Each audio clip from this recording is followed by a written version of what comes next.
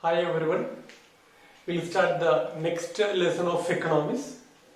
Third lesson of economics, that is money and credit. Okay. You might have wondered that what is this money? Because you know that in ancient days, in initial days, what type of money which we have now, it was not there, not existed earlier. Okay. Old form of currency or transaction method they were used in ancient people. So that method of transaction is called as barter system. You might have learned about barter system in the previous classes. Barter system in the sense exchanging the things instead of the other one. Instead of giving money, exchange is the things between the people. Okay. So those in ancient times, initial days, money was not existed. So there was no other option for the people to exchange their things or get the other products which is available with some other person's hand, that they were exchanging each other. That system is called barter system. But later on, from the barter system to the present days, money, the transaction of money or the evolution of money took various steps. So why this barter system was not be continued in coming years? Are so many major reasons are there behind that. We'll see the reason behind the difficulties of barter system. When the people followed barter system, it's need a double coincidence of one. Double coincidence of one. What is this double coincidence of one? Is that if a person A is ready to sell his grains, imagine that person A is ready to sell his grains, maybe we can take it rice as an example. Person B is ready to, or person B is growing tomato. So if the person A want a tomato from the person B, the person A can give his rice to the person B, and the person B should be able to receive rice instead of tomato. So that double coincidence should happen. If there is a double coincidence only, barter system can practice more. As there was no medium of exchange or money was not existed earlier. So as the time of barter system, the period of barter system, there was no other option for them to exchange their goods because there was no money. So this double coincidence of wants compulsory should be existed. Of giving this rice, while giving the rice instead of getting this tomato, the person may need some other product. Okay, in that or such a situation, they felt in ancient people felt difficulties to exchange their product. Always this double coincidence of wants was not happened.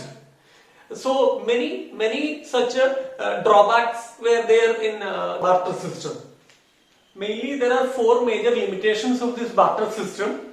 As I earlier said, the double coincidence of want, a lack of double coincidence of want was the first major reason for abolishing this barter system. The second one is difficulties of storage. Suppose if a person could create surplus amount of grains, it was very difficult for them to keep or serve or preserve such things for long duration.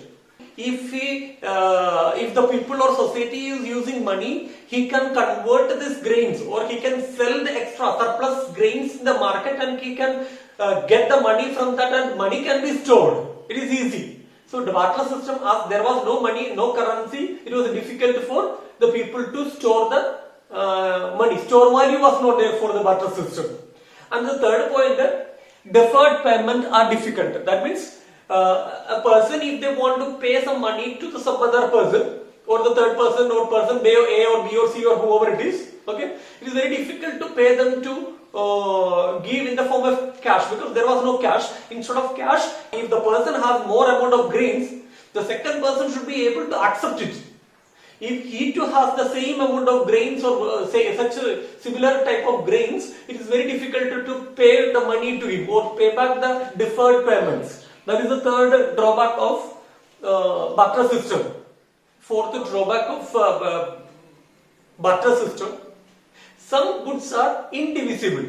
That means it cannot be divided into the pieces and given. If the person want to get a cow from the other person, is it possible to cut and give?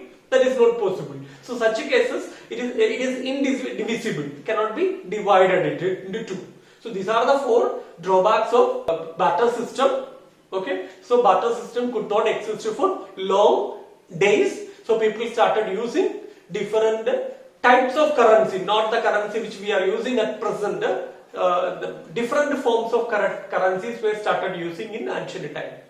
But when people started using money or currency as an exchange of medium, this older problem of double coins of one, storaging, all the problem which faced in the time of barter system could solve.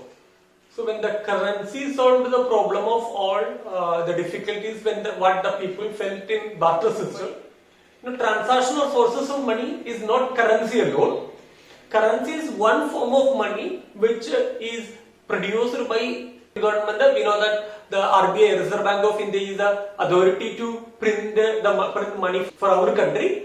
And the second type of transaction or the forms of money is the deposit with the bank. Most of the people in India are transacting, at least to this period, they are transacting the money through all other forms of transaction like net banking, mobile banking, so many other wallet, so many other options. This is also can be considered, or this is also as equal to the use of money or the value of money. The deposit with the bank also can be converted or can be considered as the form of money. So the deposit with the bank is an example for the currency as well as the deposit with the bank. Both of them can be called as or considered as forms of money. Even in the bank, withdraw the money from the bank, they can use the check instead of transacting to one person to another person. They can use so many other options like demand deposit. What is demand deposit is that if a person want to deposit, a person can deposit the money in the bank. Whenever he demand, he can withdraw the money. Such a type of account is called as a demand deposit. And check is one medium to transact one amount of money from one person to another person. Nowadays, that too not necessary. Why? Because most of the people are depending internet facilities, mobile banking or net banking. Wallet, these all the options they have to transfer one amount of money from one person to another person. Next topic is about the loan activities of bank. The loan activity is connected between the two persons, depositor and the borrower. Who is the depositor in the bank? The person, those who have extra income or extra surplus amount and who is ready to deposit his money or her money in the bank is called as a depositor. Who is the borrower? The person, those who are need of money and those who want to get the money from the bank is called as a borrower. Then what is the income of bank? Bank is an authority and organization who accept the deposit and who release the amount to the borrower or who give the loan to the borrower. The mediator is the bank. Then what is the benefit of bank? Suppose who are ready to deposit money in the bank, bank may give or bank will give at 1% of interest for deposit. Take example that a bank is giving 5% interest to deposit his money. For 1 lakh rupees, 5,000 rupees he will get an interest. Total sum will be 1 lakh 5,000 rupees at the end of 1 year. That is the first 5%. Okay, that money bank will be giving to the person, those who deposit the money in the bank.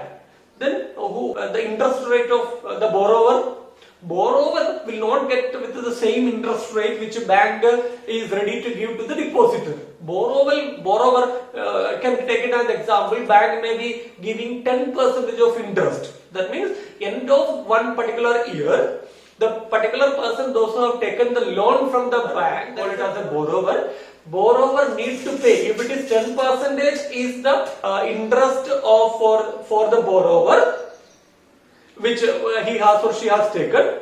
In the sense, after 1 year, he has to pay 10,000 rupees extra. That is 1 lakh rupees is principal amount and 10,000 is interest. So 1 lakh 10,000 will be the charge which he has to, the borrower has to pay after 1 year.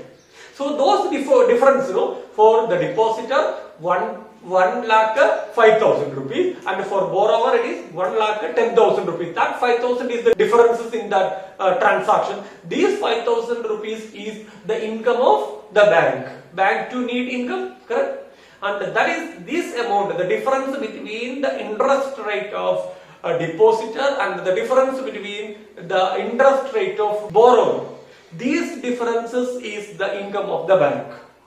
And the bank has to do many things other than that. And the bank, the 15% of income, bank should keep as a reserves cash always with the bank. So bank, out of 100%, 85% of money which the bank got as deposit, they can release for the loan. But the remaining 15% they should keep as a reserve. Why? Because an emergency situation, even though it is the loan is a deposit for 1 year. Suddenly, if the depositor want to withdraw his money, that time bank want to give back the amount to the depositor. Bank cannot ask any excuses for that. So for that reason, 15% of money every bank should keep as reserve with them. In most situations, the wealthy people like to take a loan from the bank because they need or they have the asset to show or pledge in the bank, and they will get the amount from the bank with a very less rate of interest. Whereas the people, those who have not owned any of the asset, are normally trapped in debt trap. Because as they have no asset to show to the bank to get a loan, they are facing a problem of debt trap. What is debt trap in the sense? If a borrower is borrowing money from a money lender, normally the people, those who don't have an asset, they depend the money lender to get the money. Okay, the private person. Okay, so if they take money or borrow money from the money lender, after the maturity period get over, or after 1 year, if they have taken the loan for 1 year, after 1 year they may be not able to pay back the money which they have taken as a loan, because maybe they might have used this amount for sowing or in any agricultural works. If the harvesting is not good, if the climate is not good or weather is not good, so obviously the crop failure happen. If the crop failure happens, this farmer may not be able to pay back the loan which he has taken from the money lender. Okay, so once to pay back such amount which he has taken to increase his production or in the farming, if he is not able to pay back, he has to take some other loan to pay his previous loan. So this never get end. So continuously to pay back the previous loan, he forced to take money from the other persons. Okay, with a high rate of interest, they don't have any asset. So the interest rate will be high. So once this situation, the people, those who have taken the money from the money lenders, they are not able to pay back their money. In such a situation, we can call it as a debt trap. They trapped in a debt. Next topic, we are going to see about the terms of credit. Terms of credit, a particular terminology, collateral, is very, very important in that. What is collateral? Collateral is an asset that the borrower own and has to show or pledge in the bank or money lender from wherever they are taking the loan, until the borrower pay back the amount or loan to the bank or money lender. That is an agreement. Collateral is an agreement of asset. By showing the asset, the person is able to get loan from the bank or money lender. What will come under the terms of credit? First one is interest rate. Before he is getting his loan, there will be an agreement with the bank and the borrower that how much percentage of interest they will charge on the loan. First one, interest rate, then the second one, collateral, the asset or an agreement of his asset and pledging it in the bank That is the collateral. First one, interest rate should be mentioned, the collateral should be submitted, and all the documentation. What are the other documents which is needed is all the identity and everything. And the mode of repayment. Mode of repayment in the sense how he pays. Monthly, either monthly or quarterly or annual, how he pays. These are the topics or rules, we can say, the terms of credit. Next we are going to see about the formal sector credit in India. What are formal sector credit? The credit from the bank and cooperatives, or the loan from the bank and the cooperatives are called the formal sector credit. Then what is informal sector credit? Money which we are getting from, or loan which we are getting from our friends or relatives, or from money lenders, and these all will come under the informal sector credit. If we take a loan from the formal sector, that is from the bank or cooperatives, obviously interest rate will be very less. But only one condition, we have to submit a collateral. Whereas informal sector credit, maybe a friend or a money lender or relatives, maybe a trader, there we may not be needed to submit our collateral document, but interest rate will be very high. In formal sector credit, that means bank and cooperatives, there will be control by the government over those or such a type of formal sector credit, like over the bank, like our RBI. RBI always observe the bank. Okay, their aim is not to generate much profit. Even distributing the money between or among all the poor is the main motto of formal sector credit. Whereas informal sector credit, it won't be monitored by the government authorities, and as it is not formal one, obviously interest rate will be very high. If the borrower is not able to pay back the amount on time, surely such a type of money lender or so-called people who are coming under the non-formal sector, they will take a repressive measures to take back their money which they have given to this borrower. As the formal sector charges only very less and informal sector charges more interest rate, it is necessary to set up more banks and cooperatives among the people, those who are living in the rural areas. But because in the rural area, most of the people are getting money from the money lenders. They are charging charging more interest rate, and these borrowers, those who are taking money from the money lenders and so-called friends and all non-formal credit sectors, they are charging very high money, and most of those people are leading to the condition of debt trap. So it is the duty of the government to set up more banks and cooperatives in villages and rural areas. So cheap and affordable credit is very crucial for the people, those who are those who are living in the rural areas. It should be very cheap. If it is formal sector, it will be cheap and affordable. Affordable in the sense, it should be acceptable by the rural people. Those maybe most of them may be farmer. So interest rate should be very cheap and affordable too. Next we are going to talk about SHG, self-help group. How this self-help group works? It is self-helping group. Okay, how it is work? Normally these self-help groups are formed in rural area. It's an organization with a group of 15 to 20 people. They meet the people, those who are living in neighborhood. They meet weekly once and collect some money or pool some money and deposit the bank.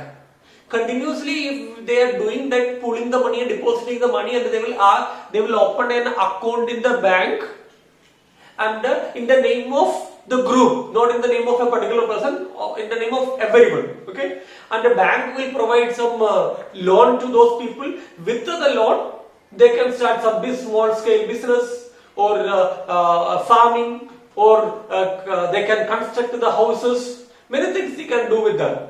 One benefit they have for this SHG is that to get the loan or avail the loan from the bank, it is not necessary to submit any collateral. Even the people, those who doesn't have the collateral, also can approach the bank to get the loan in the name of SHG, self-help group. So the people, those who don't have any asset, also can avail the loan from the bank if they are in SHGs, self-help groups. And in these SHGs, interest rate for the money which they are taking from the bank will be very less. And the bank also doesn't have any difficulties. Why? Because as this loan is taken in the name of entire group of people, bank is very safe in this such cases to provide the loan. Why? Because bank is not giving the loan to one person. Instead of that, it's giving in the name of the entire people. So one or other person will pay the money. So bank will not be facing any such problems. So bank will be ready to pay the more loans. One good example for this SHG is Grameen Bank of Bangladesh. In 1970s, around 6 million borrowers across 40,000 villages are taken part in SHG's self-help group in Grameen Bank of Bangladesh. A very good example for that self-help group. By this, a small lesson, money and credit got over.